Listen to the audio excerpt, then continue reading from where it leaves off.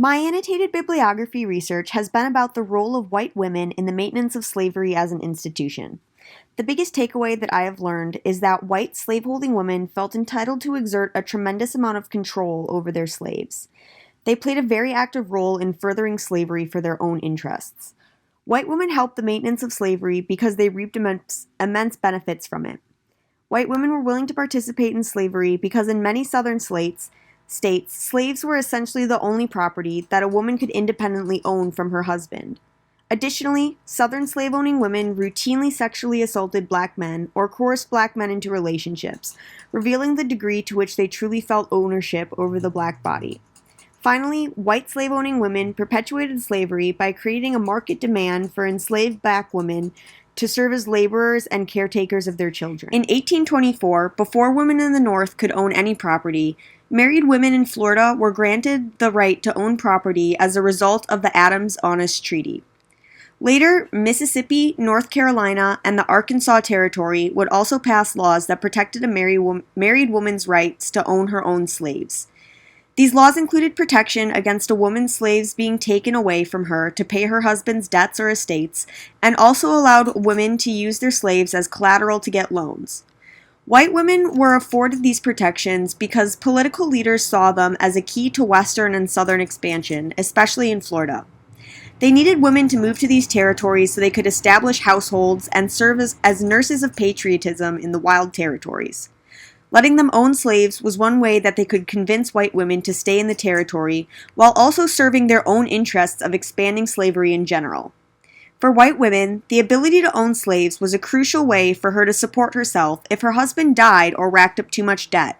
It also gave slave-owning women enough financial security to divorce their often abusive husbands, since they could rent out their slaves for incomes or use them to acquire a loan. Slaves were also an important indicator of status and established the owner's social position and ladyhood. Despite the cultural belief that black people were inferior, the black male body was a subject of fascination for many white women. Black men were portrayed as hypersexualized, and white slave-owning women often used them as opportunities for sexual exploration in the face of cultural norms of moderation and virginal virtue. In other words, women felt entitled to full control and ownership over black bodies. White women who were exposed for their relationships with black men could rely on the mantle of white female purity to avoid any blame being placed on themselves. From this developed the myth of the black rapist and the belief that black men inherently desire white women. Violence against black men and the need to maintain slavery could therefore be justified by slave owners as necessary to protect the virtue of white women. A lot of the articles that I found in relation to my research question involved maternal exploitation that slave women faced from slave-owning women. Many slave-holding mothers or mistresses viewed their role in respect to their children as the guardians of their souls and moral guides. They took great pride in educating their children to be the next generation of sophisticated plantation owners. Of course, their ability to spend time with their children to educate them was facilitated by enslaved women doing all of the household work, as well as bathing, dressing, feeding, and general supervision of the white children. White women believed that black women were uncaring mothers for their own children, but could be refined and taught how to make good caretakers for white children.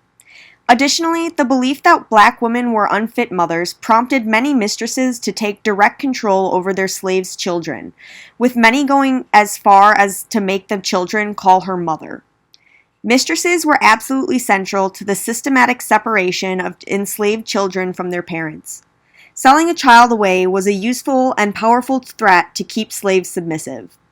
As the children grew up, it was up to the mistress to decide which ones had the most potential for future service and which ones should be sold. Disturbingly, the slave-owning women also tightly controlled what slaves were allowed to reproduce and be in relationships. Often, they would have one enslaved man have children with multiple enslaved women, denying black men the opportunity to be fathers and have families. The testimony of formerly enslaved mothers and children reveal the intense familial trauma created by the cruel and heartless separation of parents from their children and husbands from their wives.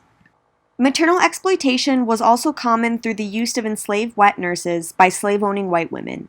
Thousands of ads for enslaved wet nurses from the late 18th century into the 19th century reveal the creation of a niche market that exploited the physical bodily products of enslaved women.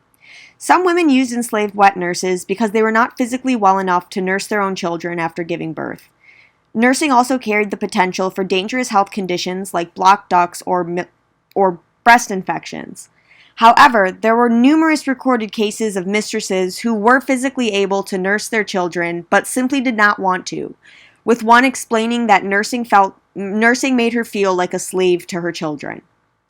White women were doubtlessly complicit in the preservation of the institution of slavery. They benefited from the wealth it brought to their husbands, but also from their own ability to own slaves and use them as a means of financial security. They asserted their control and dominance over enslaved men through sexual abuse and dominated enslaved women by ripping apart their families while forcing them to care for their owners' children. Although they often lacked legal and political power, slave-owning women relied on their status as slave owners to provide them an outlet to exert control and authority over something.